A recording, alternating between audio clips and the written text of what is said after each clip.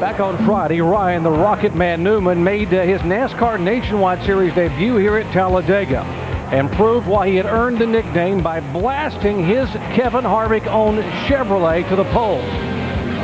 First start of the season and 12th career pole for Ryan Newman. Flanked on the front row by Brian Vickers, and a great effort by Canadian driver DJ Kennington, fastest Dodge in the field. He will start in 11th spot. While you watch and see where your favorite driver is starting, let's visit with our in-race reporter, the driver of the GoDaddy.com Chevy, Dale Earnhardt Jr., who starts 12th. Hey, Junior, Dale Jarrett, ESPN. You have a copy? Sure. Hey, Junior, what can our viewers expect to see from you starting there 12th? It's going to be just going to kind of be patient at the start, or are you going to try to get to the front and lead as much of this as you can? Well, I don't know. We'll just see what happens with the way things start out. If they get 3 wide and we're not at the front of it, we might drop back a little bit. And this race is pretty fun to move all around the pack and just kind of, you get a little bored, you go to the back, race a little bit, drive back to the front, because just about anybody can do that. So just have a little fun. Hopefully you're there at the end.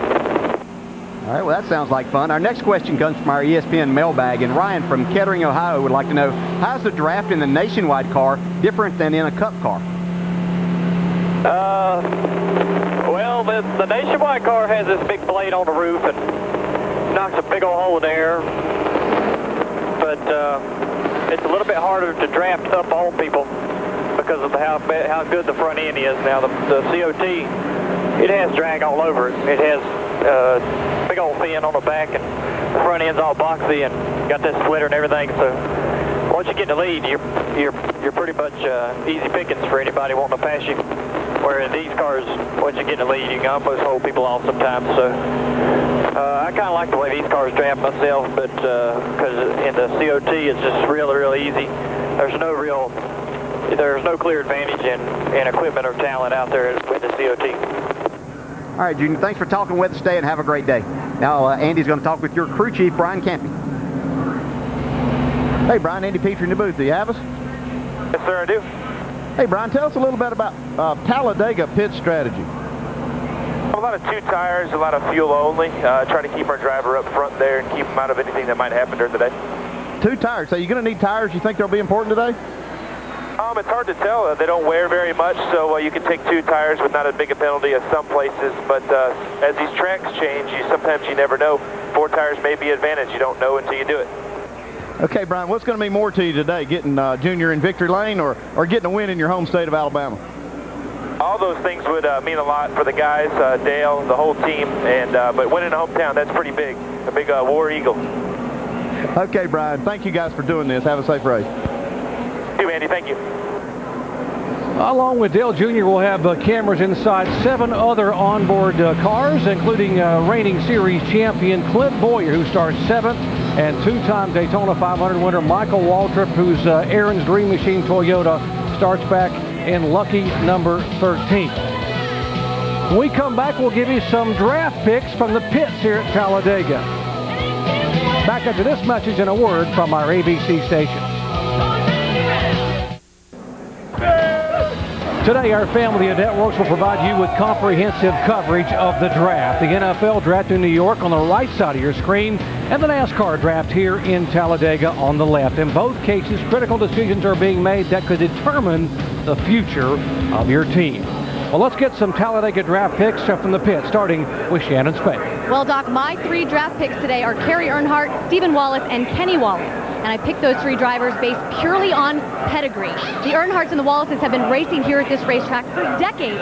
In fact, back in 2000, it was Kenny Wallace who pushed Dale Earnhardt Sr. to his very last Sprint Cup win right here at this very track. Now, that is one drafting partner I definitely want on my team. Vince Welch? Well, Shannon, I'm going to start my draft with the 1 car of Mike Bliss. It's been slow all weekend long, but if there's ever a track where you can start at the back and make your way to the front, Talladega is it. I'm also drafting the 6 of David Reagan. Top 10s are no problem, but they've yet to get that first win. This is the place you can get a little help to victory lane. And last but not least, I'm drafting the 15 of Michael Annett. In a place where experience can make all the difference in the world, this is a rookie making his first nationwide start here at Talladega. He won an ARCA race here in 2007. Will that make a difference today? He says he wants to stay on the bottom and stay clean until it's go time. Jamie? Vince, I drafted my 3 drivers for different reasons. First of all, to win here, to be successful, you have to have patience and experience. Jason Keller has that, as well as Joe Nemechek. But my top pick is David Rudiman. He won the dirt race across the street last night. He's pumped up. He's back in Toyota power. Dave Byrne? Jamie, I can't believe there's still great guys left, but I'm going to pick the 0 of Mike Wallace, the 75 of Bobby Gerhart, both restrictor plate veterans and winners on these big tracks.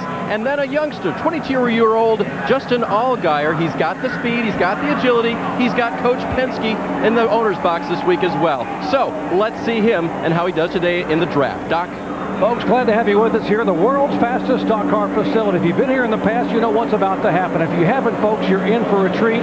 Racing at Talladega, fast, furious, and frightening.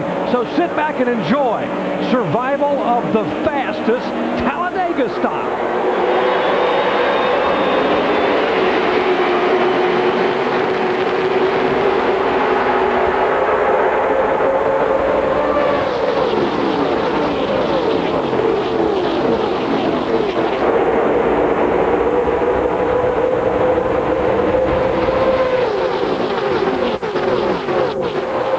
Restrictor plate racing means they have restricted the horsepower. So, guys, it takes about a half to 2/3 of a lap to get these cars up to speed. Now, they're just now getting into high gear on the back stretch, and you see now the outside line is getting a little bit of a surge. A little bump drafting already. Yeah, that really takes place generally at the beginning of this race. I don't know why it happens, but you can see Jason Leffler really giving Brian Vickers a push and's got him up to the front of the pack right now. See Carl Edwards back there in the middle of the pack. Yeah, sometimes that's not a bad place to be if you're trying to move up to the front, but when you're at the front, you don't want to get caught in the middle.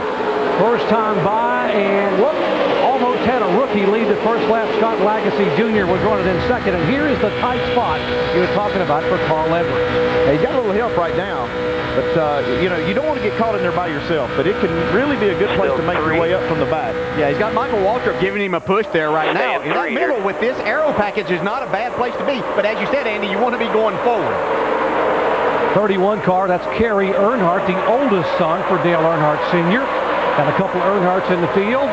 And out front it is Scott Lagasse Jr., the rookie driver. This is one of the guys you talked about, DJ, for maybe being a sleeper today. Yeah, he did a great job at Daytona. He got caught up in someone else's accident, but I was very impressed with him there. This is an opportunity racetrack, and here it is. Scott Lagasse taking advantage of this opportunity. He's now leading this race, and it's got to make you feel really good to come to a racetrack this big and lead, and he's got it right now.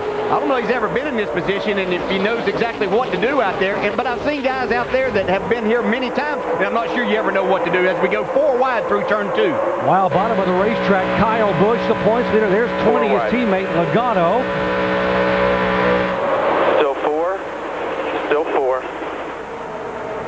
What is that like, DJ? You look to your left, you see cars. Look to your right, you see 3 more cars. You just want to get out of it without anything happening. You have a death grip on the steering wheel right now. You don't want it to happen, especially at this point in time of the race. You have a long time to go here. When you hear him say 4 wide, do you pull your elbows in on the steering wheel? Yeah, you're ready for anything to happen because you know it could come from either side. Scott Lagasse still leading this race to the tri-oval.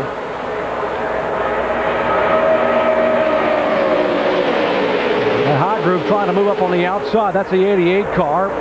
Brad Keselowski in the Chevy. He's getting a little drafting help. This is Keselowski here getting drafting help from behind by David Reagan.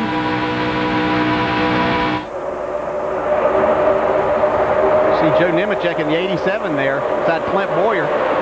Heavy bump draft going through there. Yeah. And this is the place, if you're going to bump draft, you can do it down the straightaway. This is where it needs to stop as you enter the corner.